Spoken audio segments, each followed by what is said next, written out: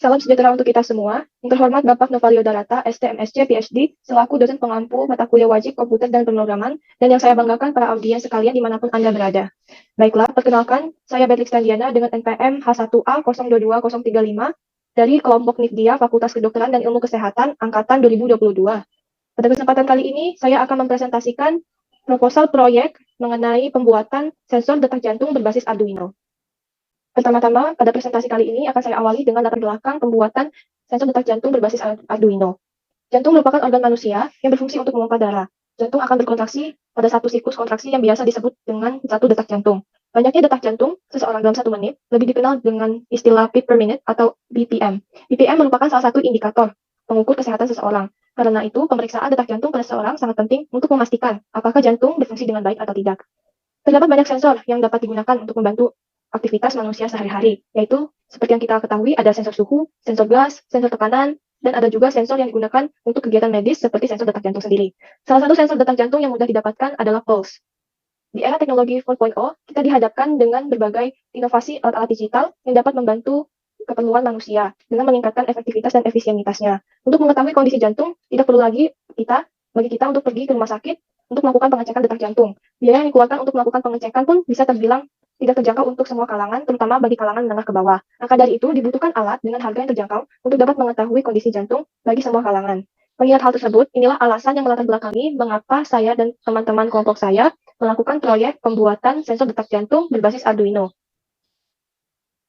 Oke, selanjutnya, untuk membuat sensor detak jantung berbasis Arduino, saya beserta teman-teman kelompok berusaha meninjau rumusan masalah, yaitu sebagai berikut. 1. Bagaimana rancang bangun sensor sistem monitoring detak jantung berbasis Arduino? Yang kedua, bagaimana kinerja rancang bangun sensor sistem monitoring detak jantung berbasis Arduino? Kemudian, ada pun tujuan dari kegiatan pembuatan detak jantung berbasis Arduino ini. Yang pertama adalah membuat perangkat elektronik yang monitoring detak jantung, memantau suhu tubuh dan tekanan darah. Lalu yang kedua, dapat menjadi peringatan awal untuk pasien melihat kondisi kesehatan jantungnya. Lalu yang ketiga, membantu keefektifan penggunaan stetoskop juga termometer.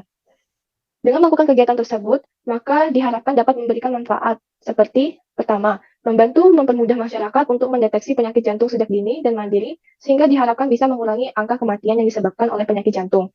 Yang kedua, dapat menjadi sistem peringatan awal atau early warning system yang mudah dan efisien dari segi waktu, biaya, dan tenaga, sehingga pasien dapat dengan cepat memeriksa kondisinya atau check up kesehatan jantung ke dokter lebih awal. Lalu yang ketiga, memperluas penggunaan pulse sensor dan sensor suhu microcontroller Arduino Uno, serta Bluetooth dalam dunia pendidikan komputer. Adapun waktu dan tempat pelaksanaan yang akan kami laksanakan, yaitu pada hari Sabtu sampai Minggu pada tanggal 17 sampai 18 September 2022, pada pukul 12 siang waktu Indonesia Barat sampai dengan selesai, yang berlokasi di Jalan Pondokan Asrama, Orchid Unip. Dalam pembuatan sensor detak jantung berbasis Arduino, diperlukan peralatan-peralatan seperti pertama, Arduino Uno, yang kedua LCD V-display ukuran 16x2, lalu yang ketiga ada potentiometer 10 kilo ohm, dan ada resistor 330 ohm, dan ada pun push button, dan ada heartbeat sensor module with probe, dan ada pun mini breadboard, dan ada pun connecting wires. Berikut anggaran dari peralatan-peralatan yang dapat kita gunakan untuk membuat sensor berbasis Arduino Uno. Yang pertama, Arduino Uno dengan harga 96.500 dan banyaknya adalah satu.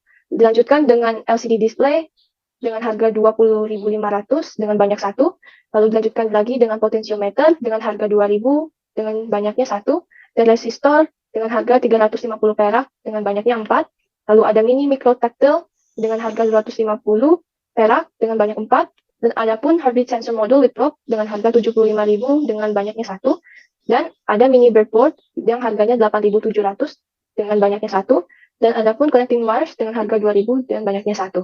Sehingga jika ditotalkan bersama dengan ongkos kirim, didapatkan jumlah sebesar Rp257.500. Namun, untuk perencanaan anggaran biaya kegiatan, kami menominalkan anggaran kegiatan pembuatan sensor detak jantung sebesar Rp500.000.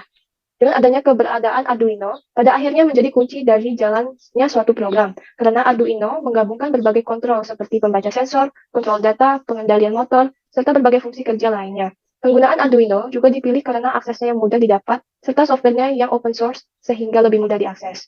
Banyaknya pengembangan yang bisa dilakukan bila menggunakan software ini menjadi alasan kenapa Arduino menjadi terkenal di segala kalangan masyarakat.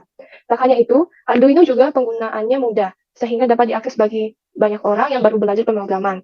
Pemanfaatan Arduino juga dapat menjadi pengembangan Shield untuk Arduino. Sebagai contoh misalnya, 12C LCD untuk Arduino, jadi desain hardware dengan LCD 16x2 menjadi lebih mudah karena hanya menggunakan 4 jalur kabel saja. Jadi pemanfaatan Arduino ini tidak hanya di bidang kesehatan, namun juga bagi proyek-proyek robotika, industri, instrumentasi, kendali jarak jauh berbasis internet sudah banyak terbuat dari Arduino. Mohon maaf apabila ada kesalahan kata ataupun penyampaian yang kurang berkenan. Sekian saya akhiri, terima kasih.